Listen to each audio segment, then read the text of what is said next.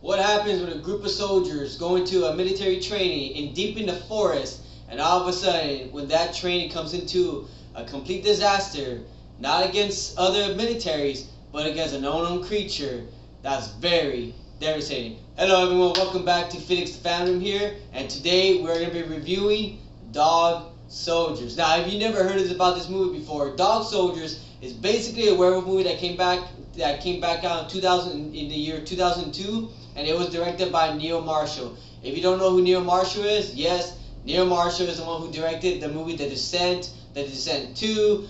He directed the recent Hellboy movie that was critically didn't perform well, and he also brought the movie Apocalypto.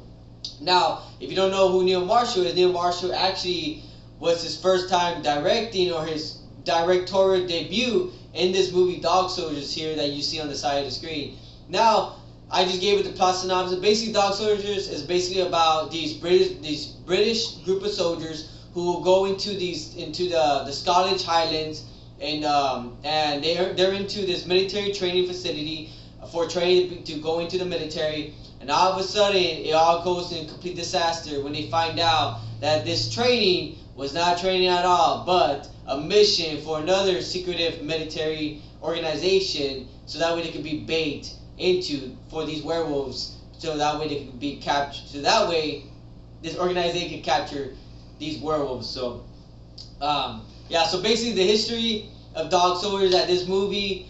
Niel Marshall has been wanting to make this movie for about a couple years now. Started back in the 80s. His father was in the military. His grandfather was in the military. So when he would go traveling, he always thought about what would happen if if they would run into creatures in the woods or in the desert, in the wilderness. So he had this movie in mind for so many years. So when he graduated school in the UK, that's when he met Christopher Figg. Now, Christopher Figg is a guy who actually worked on the Hellraiser movies, if you don't know about that franchise. So him and Christopher Riggs became best friends, and they actually wrote the script and wrote the plot of the Dog Soldiers movie. But it didn't come in one day after the next. It took about 10 years for this movie to actually come into play, because they had to look for movie productions and movie producers to finance this movie, so that way this movie could be made. The budget for this movie was actually $2.5 million.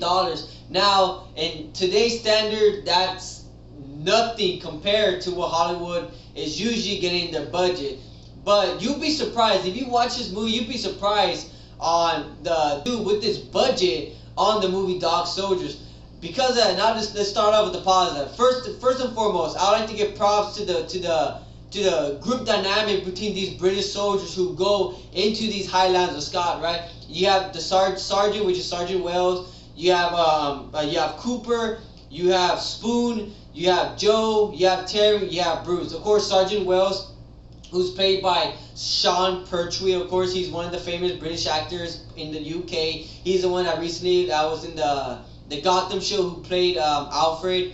Then you got Private Cooper on this side, which is actually played by Kevin McKidd. And yes, for you Call of Duty fans out there, Kevin McKidd was actually the voice actor for Soap in the Modern Warfare trilogy, or the Modern Warfare franchise. So for all y'all Call of Duty fans, you're welcome. And you got Spoon, which is the kind of like he knows everything, he knows how to do it all type of attitude. You got Joe, the more macho man, the one that's all tough, not more into soccer. Throughout the movie, he's complaining how he has to miss the biggest soccer game of his life, and he has to be doing this training exercise and miss the soccer game and all that stuff. And you got Terry, which is the newbie in this group. He's more of the one that's scared, the one that's nervous to be in this training, nervous to be in this wilderness, nervous to hear all these military stories and all. And then you got Bruce, who's the high tech, who's the guy that knows how to read radar, knows how to read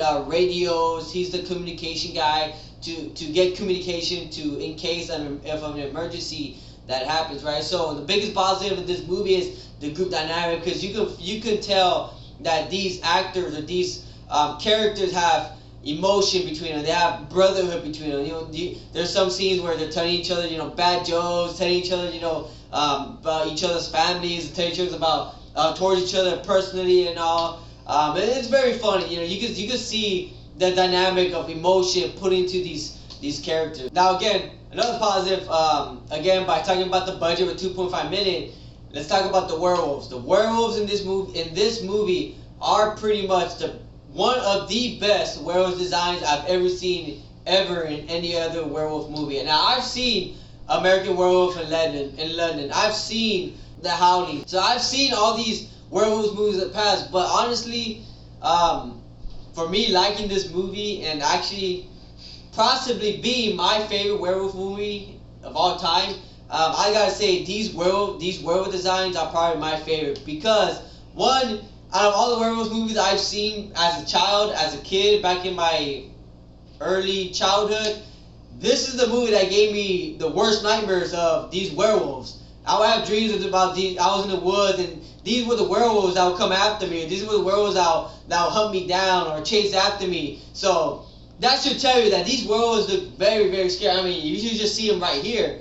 They're 7 feet tall. You can see that their heads are wolf-like and their body from neck to toe are all just pure skin. Because I believe Niel Marshall wanted all, and that's the best part about this movie. Niel Marshall didn't want no CGI. He wanted just practical effects in this movie. With a $2.5 million budget, they all used practical effects with these werewolves. So they got a couple people to come in, make the werewolf's head, make the head of the werewolf, make the body of the werewolves. To top all of that off, Niel Marshall actually hired some skate performers, some skaters, so that way he could have the werewolves have a more flexible ability to them. So when they stand, they have like a flexibility on the stance, on the run, the way they run, the way they run on all fours. So that's why they're like 8 feet tall because of their stilts that they had to stand. And there's stories behind the scenes of dog stories that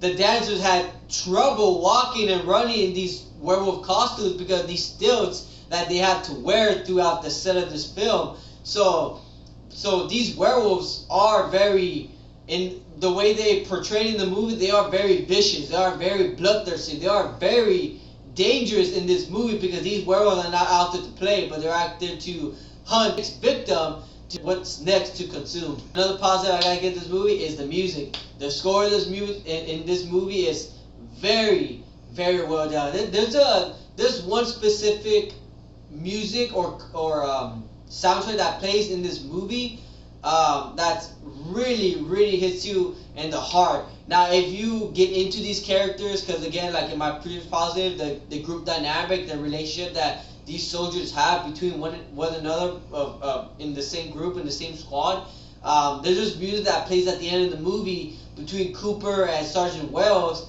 deciding on who's gonna leave this place alive. And when this music plays, it tuggles on your heartstring, it tuggles on your heart, it tuggles on your emotions, it tuggles on your thoughts, because you feel so invested, you feel so caring towards these soldiers trying to survive through this bad training, or this training that they thought was training, and that turned out to be. So overall, the music very well done. If you get into the characters, it will pull on your heartstrings. And if you want to hear the soundtrack of the Dog Soldiers film, I will leave a link in the description below, so that way you guys can go hear it for yourselves. Now let's move on to the mix aspect. Sometimes the pacing could be iffy and washy.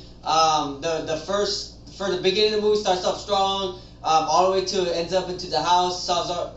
It goes really strong. But in the middle of the movie, when they're trying to plan out how to escape these werewolves, how to escape the house alive for the next 6 hours for the sunlight to come out, I feel that the pacing has really slowed down in the middle of the movie. Again, it's not a negative. It's not enough to bring down the movie that's bad, but it does take a while for the movie to go into the third act where all heck breaks loose, right? And that's the only negative I have. Now let's move on to the negatives. I forgot to put this in my character portion, but there's a character named Captain Ryan in this place, which Private Cooper tried to get into his organization in the beginning of the film, but because he failed a specific test that he had to do, Captain Ryan decided not to put him in his squad because of the test that he decided not to do it because of that failure of the test. Captain Ryan decided not to put him in the squad. So Captain Ryan is this who's played by Liam Cunningham, who's in Game of Thrones recently, in all these recent movies and shows. His character is usually like the bad guy of the movie, right? The guy that you don't care about, the guy who's in it for himself, the guy who doesn't care about none of these soldiers, doesn't care about Megan. He just wants to survive for himself. He wants to find a way to survive. He wants to find a way to capture these soldiers. And the storyline between him and the squad and the Megan is pretty messed up. You know, he has a plan on capturing these werewolves, but his plan is to use these squad soldiers as bait to lure these werewolves in so that he can capture. That sounds pretty messed up to me, you know. And then you have a character, Megan, who's here in the movie. I'm not gonna spoil what her role is, but all I gotta say that she's a character that tried to help these soldiers out throughout the film and throughout the movie, trying to survive these werewolf attacks inside this barn house. And that's basically her character throughout the movie. Now move on to the negatives. Now there's a storyline. It's not a big negative, but it's a little small nitpick. There's this storyline between that's brought up between Captain Ryan and Megan, and how somehow they know each other and somehow they met before Sergeant Wells and Cooper squad came in, and they let you know about it. But throughout the movie, they never explain why they were there. They never explain why Megan brought Ryan, or why Ryan wanted to get to know Megan, to know about these history of this forest and these werewolves, right? So they brought it up, but they never finished the storyline within the movie. So again, it's not a big negative.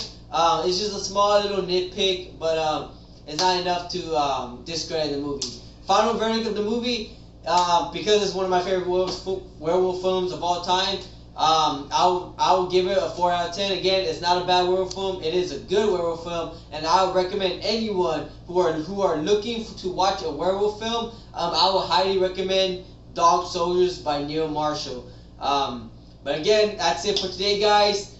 Thank you, guys, all the way at the end of the video. And remember, if you're a fan of something, you're part of one big family. Thank you, guys. I'll see you guys in the next video.